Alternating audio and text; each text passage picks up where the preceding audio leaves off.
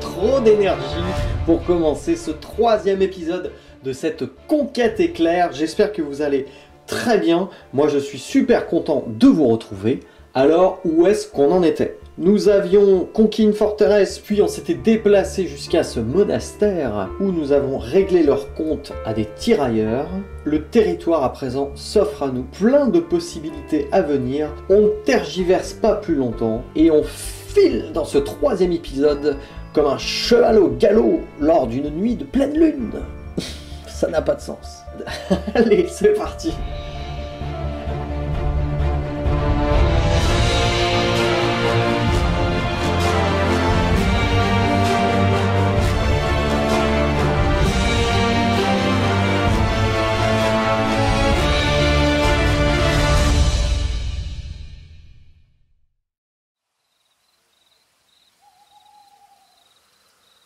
Eh bien, c'est parti pour cette nouvelle manche. Il va falloir absolument qu'on monte en puissance. Vous avez vu nos nouvelles offres. Au niveau des actions avancées, on a le regard glacial avec cette illustration représentant Tovak. Carte d'influence, entraînement, ah oui, qui permet en fait, quand on la joue, de gagner une autre carte action avancée.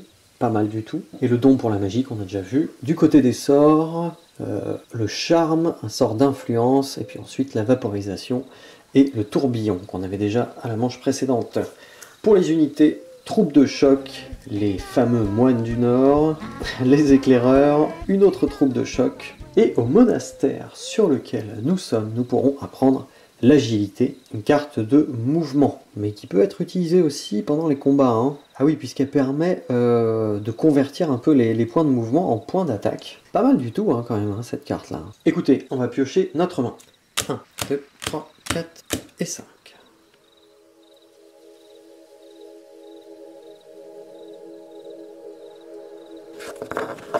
Vous voyez la source, 2 rouges, un blanc et un ténèbre. Ténèbre c'est vraiment dommage parce qu'on n'a aucun sort pour l'instant dans notre deck, donc c'est comme si on n'avait rien. Mais bon, on va voir ça. Première carte de notre main, la tranquillité. Ensuite la promesse, donc de l'influence. Vu qu'on est sur un monastère, ça peut être pas mal hein, pour justement apprendre l'agilité. De l'attaque ou de la parade, la carte rage, la célérité, du mouvement ou booster au blanc une attaque à distance et la volonté de faire. Alors, qu'est-ce qu'on va faire avec tout ça? Parce qu'en plus c'est pareil, hein, la volonté de faire elle nous permet de faire à peu près tout, sans mauvais jeu de mots. Ho, ho, ho. Là tout de suite, quand même, l'agilité, ça me tente pas mal. Hein. Dans les monastères, pour 6 points d'influence, je peux gagner la carte action avancée. J'ai 1 point de réputation, et tant que je suis là, je peux aussi brûler le monastère, mais c'est moins 3 quand même, hein. Ça me ferait redescendre de 3 à 0, mais côté négatif, entre guillemets. Hein. Bon, de toute façon, on va pas brûler le monastère tout de suite, c'est sûr.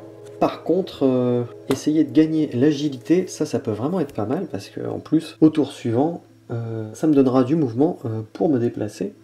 À coup sûr, je regarde l'effet amélioré, donc là ce sera donc un mouvement 4, et pendant le combat de ce tour, vous pouvez dépenser des points de mouvement. 1 pour gagner attaque 1, et ou 2 pour gagner une attaque à distance. Donc en gros, potentiellement, avec cette carte, si je la booste au blanc, elle me donne 2 points d'attaque à distance. Elle est vraiment chouette, hein. Après, l'autre solution, évidemment, c'est recruter les moines du Nord, mais bon, ça vaut pas le coup de virer les arbalétriers, alors qu'ils sont disponibles pour avoir des moines du Nord qui sont un peu plus puissants quand même, mais pas beaucoup plus puissant. Hein. C'est le même niveau hein, d'unité, ils sont tous les deux niveau 2, donc ça on oublie.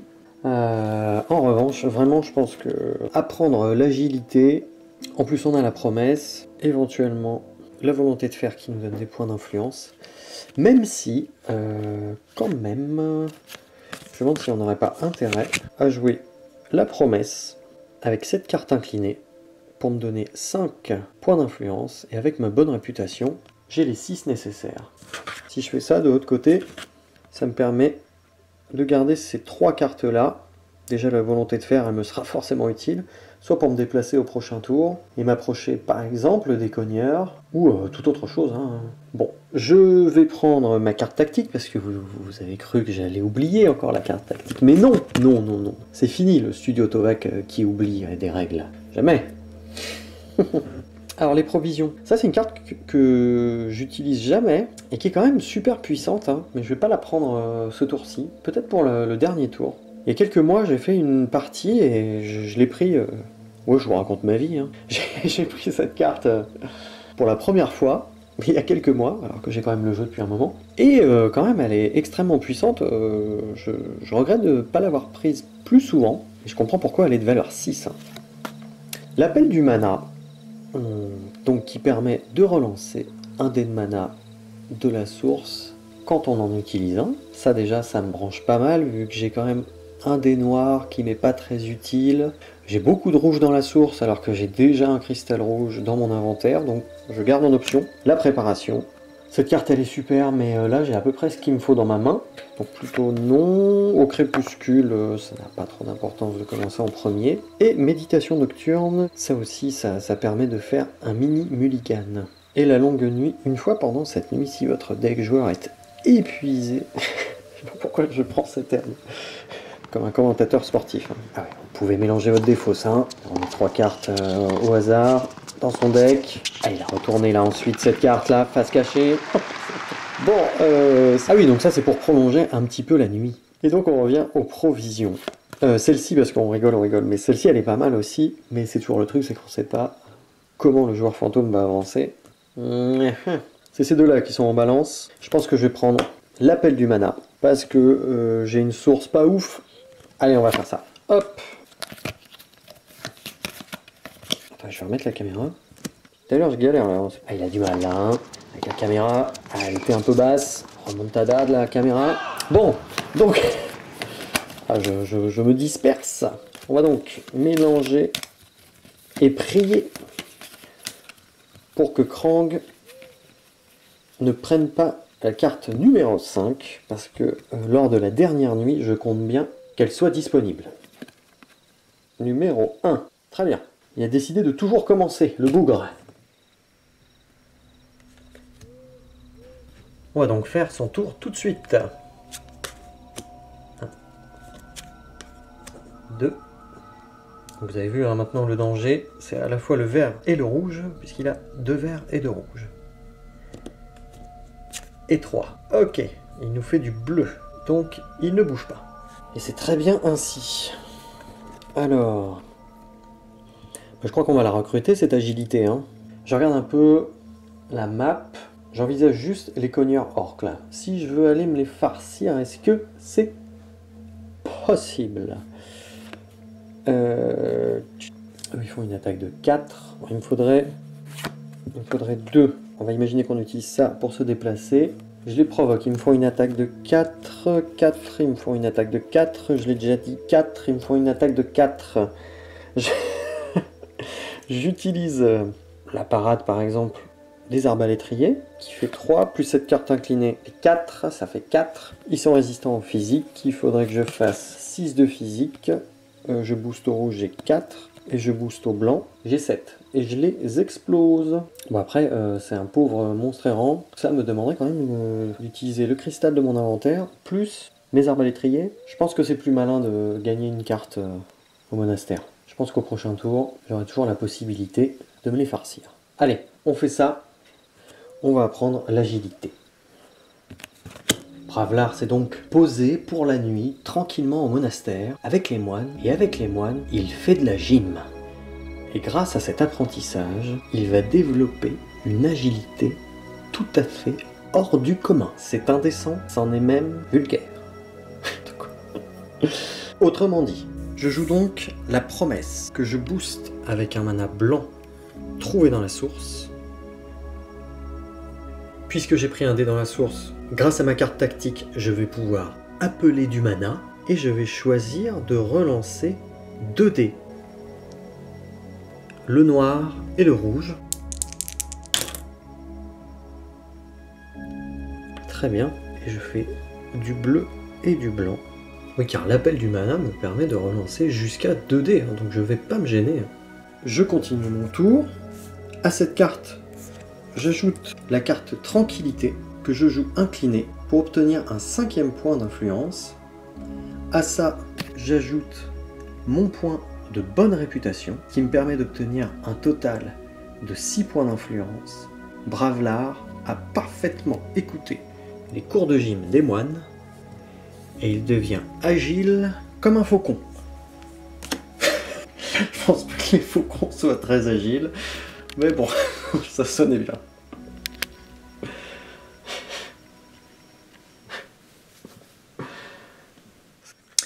Je décide d'arrêter mon tour ici. Je relance le dé.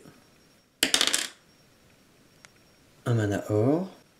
Je suis vraiment content d'avoir pris l'appel du mana. Je défausse toutes les cartes que j'ai utilisées. Et ainsi se termine le premier tour de cette deuxième manche. Et on va pouvoir commencer un nouveau tour avec Krang. 1, 2 et 3. Aïe. Du vert. Il y a 2 verts dans son inventaire. Je remets donc 2 cartes. 1 et 2. Bravelard est toujours tranquille dans son monastère. Il nous reste 3 cartes en main. J'en repioche donc 2 pour avoir mon total de 5. 1 et 2. Alors, voyons voir. On retrouve donc notre célérité, la rage, la volonté de faire, alors l'agilité et encore la rage. Ouh. Mais ça peut peut-être être pas mal pour aller justement se taper de manière violente avec les orques cogneurs. Moi je suis fan d'hyper-violence, de toute façon. Ne nous précipitons pas vers la violence, réfléchissons aux autres alternatives. Alors qu'est-ce qu'on a? On a une mine de cristal vert. Bon allez, on va aller à la violence. Donc, pour la violence, il nous suffit d'un petit mouvement de 2 que j'ai... voyons, j'ai du blanc, j'ai du rouge dans la source et j'ai du rouge dans mon inventaire. Ce qui me plairait, ça serait de ne pas utiliser mes unités. Ça nous plairait tous. Souvenons-nous qu'avec ça, pendant le combat Soto, vous pouvez dépenser des points de mouvement pour gagner attaque 1. Parce que j'ai du blanc dans ma source. Et si je la booste au blanc, je peux avoir une attaque à distance de 2. Vu que j'ai 4 points de mouvement. Ouais, mais si je booste au blanc l'agilité, je pourrais pas booster la célérité. Parce qu'en fait, oui, l'idée c'était d'avoir une attaque à distance de 6, puisque les cogneurs sont résistants au physique. Il faut que je leur fasse une attaque physique de 6, mais là ce sera pas possible. Mes arbalétriers, ils ont une attaque à distance de 2, donc je ne pourrais fournir qu'une attaque à distance de 5 au max, quoi. Donc on oublie attaque à distance. Ah oui, et n'oublions pas que j'ai mon jeton, ma compétence, qui me permet d'avoir un point d'attaque en plus ou de réduire l'attaque de l'ennemi. Ah, on n'a pas parlé de brûler le monastère, dit-il en toute détente. C'était quoi déjà? Alors, la récompense, elle est ouf, c'est un artefact.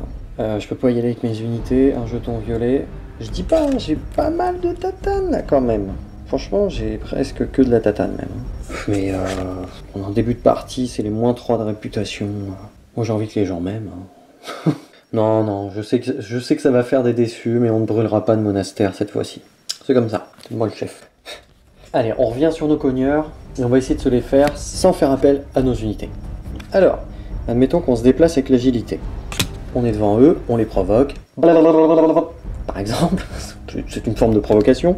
Ils nous attaquent de 4. Grâce à ma compétence, je réduis de 1 leur attaque qui ne fait plus que 3. J'utilise... Non, ça fait gagner de l'attaque. Ils font plus que 3, j'ai dit. Non. En fait, je réduis pas leur attaque. J'utilise ces 2 cartes non boostées pour avoir une parade de 4. Parfait, ils sont bloqués. Ensuite, il faut que je fasse une attaque de 6. Je booste la célérité pour avoir 3. L'attaque de 2, ça fait 5. Et là, j'ajoute ma compétence pour avoir 6. Et sans utiliser mes unités, j'ai cogné les cogneurs. Et ben moi qui suis fan d'hyper-violence, ce scénario me plaît. Et j'espère que vous aussi. Ouais, je crois vraiment qu'on va faire ça. Je suis chaud, je suis chaud, je suis chaud, je suis chaud. Je joue donc l'agilité, qui me donne 2 points de mouvement. Et avec ces 2 points de mouvement, Bravelard se déplace comme une biche au pied des cogneurs. Et là, il les provoque au combat. Et pour commencer, ils lui font une attaque de 4. Je joue donc la rage et la volonté de faire. Ces deux cartes réunies me permettent d'obtenir une parade de 4. C'est largement suffisant pour bloquer leur attaque. Et maintenant, c'est à Bravelard de passer à l'attaque. Et je joue donc la rage, ainsi que la célérité, que je booste avec un mana blanc trouvé dans ma source. J'ajoute à ceci ma compétence Allié Sauvage, ce qui me donne au total une attaque de 2 plus 3 plus 1, c'est-à-dire 6 points d'attaque, ce qui me permet d'éclater les cogneurs avec souplesse. Éliminer ses ennemis me rapporte 4 points de gloire. 4. Je passe un nouveau palier. Et bien sûr, un point de réputation.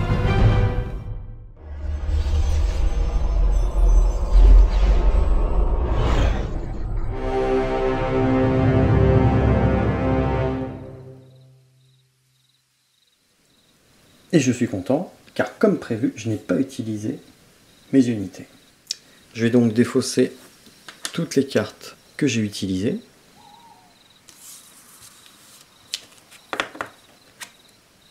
Ma compétence.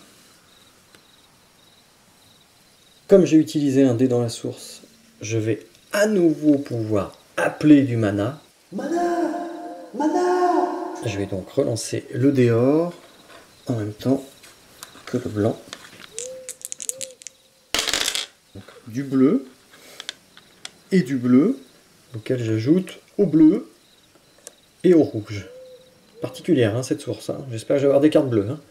Puisque tout à l'heure j'ai passé un nouveau palier, je vais avoir le droit de gagner un jeton unité supplémentaire et en plus augmenter mon armure qui passe de 2 à 3.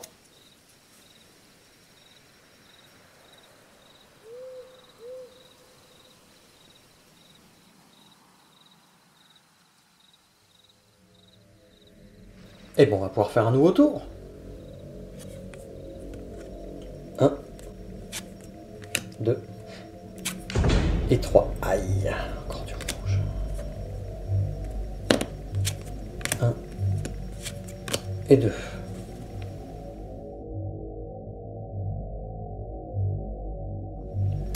J'ai utilisé toutes mes cartes lors de mon précédent tour, j'en repioche donc 5.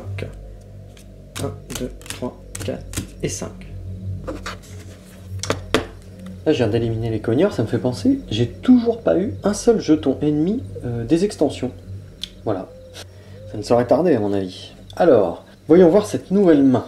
Avant même de la regarder, j'aimerais bien trouver un endroit pour recruter une unité. Ceci dit, je suis à une case du monastère. Hein. Je peux aller recruter les moines du Nord. Et au village, je peux aller recruter les éclaireurs. Bon, on va voir tout ça, parce que recruter, j'ai plus beaucoup de cartes d'influence, je pense. Mais si, j'ai pas encore eu l'improvisation. Là, vous allez vraiment croire que je le fais exprès. Bon, c'est pas pour autant qu'on va les recruter. Hein. Je sais pas. Bon, en tout cas, j'ai l'improvisation. C'est quoi? C'est la menace aussi qui me permet de recruter. On va voir tout ce qu'on a. Donc l'improvisation, très bien. La voix des druides, du mouvement, pur et dur. La menace, ok. Et du mouvement et du mouvement. Alors ça, c'est pas mal. Hein. J'aime pas revenir sur mes pas, c'est toujours le truc hein, qui fait un peu bizarre. Et quand même, les moines du Nord, donc, attaque ou parade 3 et attaque de glace de 4. C'est quand même mignon comme truc. Est-ce que ça vaut le coup de perdre un tour pour eux? Ou l'autre tactique, c'est de continuer d'explorer, d'aller vers l'avant, et puis on trouvera bien quelque part où recruter. Parce que si je veux explorer, si j'utilise plutôt ça, que je booste au bleu, j'en ai plein. J'ai 4, avec juste cette carte, la voix des druides, le coût de mouvement d'une case est réduit de 1. Donc c'est comme si la colline qui est juste là ne valait plus que 2. Donc avec juste cette carte, je peux très bien explorer une nouvelle tuile. Si j'ajoute ça, l'exploration, on aime ça. Hein. Et sinon, est-ce que je peux aller recruter les moines du Nord? Avec cette carte, 2 points de mouvement, je me rends au monastère. Avec l'improvisation que je joue en défaussant la symbiose naturelle, j'ai 5 points d'influence, auxquels j'ajoute 2. Attendez, parce que je me dis qu'il y a peut-être mieux à faire. Plutôt que de perdre cette carte en la défaussant, Je vais au monastère, je les menace en fait. On fait 5 points d'influence, 6 en jouant l'improvisation réclinée, et avec ma bonne réputation, ça fait 7. Évidemment, à la fin du tour, je vais perdre un point de réputation. C'est pas dramatique, hein. Je suis à plus 1, ça va me faire que je retombe à plus 1. Et comme ça, je garde ces 2 cartes-là au prochain tour qui me sont du mouvement, et ça me permettra de dégarpir vite, super vite, méga vite. Ça, ou alors je vais explorer, et j'espère trouver des ennemis, d'une part, si ça se trouve, un autre monastère. Les 2 choix sont vraiment très tentants, et en plus, le côté exploration, vraiment, j'adore. Je crois que ce choix, je vais pas pouvoir le faire seul. Il va falloir que j'appelle un expert. Expert de Mage Knight, es-tu là? Oui, je suis là. Ah, bon, j'ai un gros cas de conscience. Bon, tu vois la carte? Oui. Alors, qu'est-ce que tu ferais à la place de Bravlar? Soit on recule en arrière pour aller recruter les moines du Nord, en sachant qu'avec ces 3 cartes-là, on peut le faire. Soit on va explorer là-bas, sachant qu'on a plein de cartes mouvement, notamment on a celle-ci. Et on espère trouver des unités à recruter, parce qu'en fait, on a débloqué un nouveau jeton unité de disponible. Ou une autre option, de dingue. Que dis-tu, expert? Tu ferais quoi, toi? En sachant que Krang, il lui reste 4 cartes, donc il nous reste plus beaucoup de tours quand même pour terminer cette deuxième manche. Alors, déjà, ça dépend si tu aimes le froid. Parce que les moines du Nord, ils vont te faire du froid, donc pas trop refroidir. Ok. Il a l'humour de son père. Hein. Et 2, il faudrait plutôt aller au monastère. Toi, tu irais plutôt au monastère, recruter? Oui. T'as pas peur qu'on perde du temps? Ah! Tu vois, vu qu'il reste... Il faudrait mieux explorer. Aller de l'avant. Oui. Et on oublie les moines du Nord. Oui.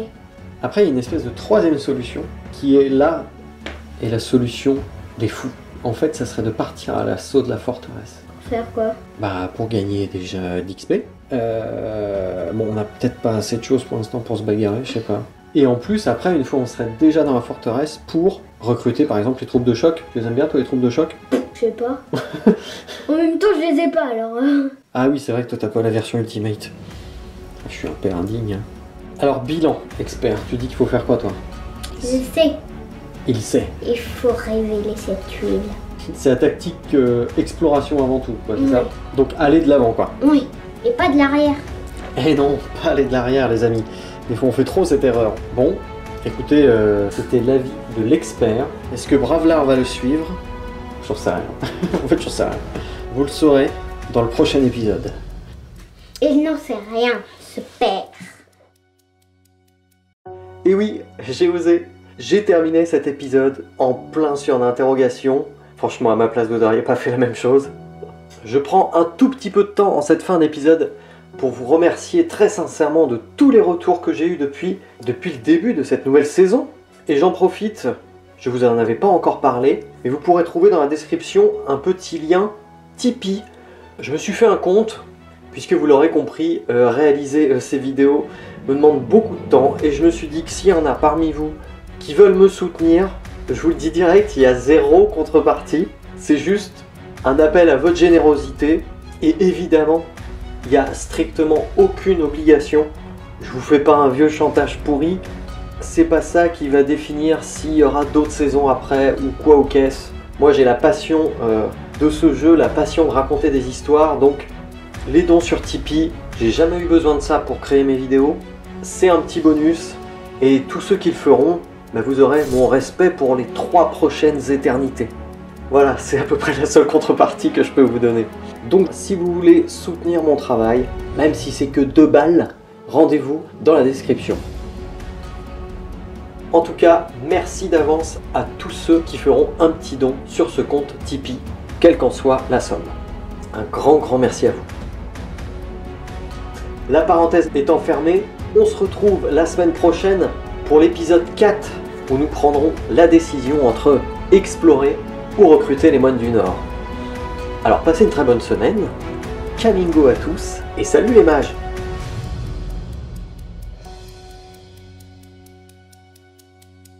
Abonnez-vous, abonnez-vous, abonnez-vous, abonnez-vous, abonnez-vous, abonnez-vous, abonnez-vous, abonnez-vous, abonnez-vous. abonnez-vous, abonnez-vous, abonnez-vous, abonnez-vous, abonnez-vous, abonnez-vous, abonnez-vous, abonnez-vous. Camille Gonnet-Mage, à la semaine prochaine.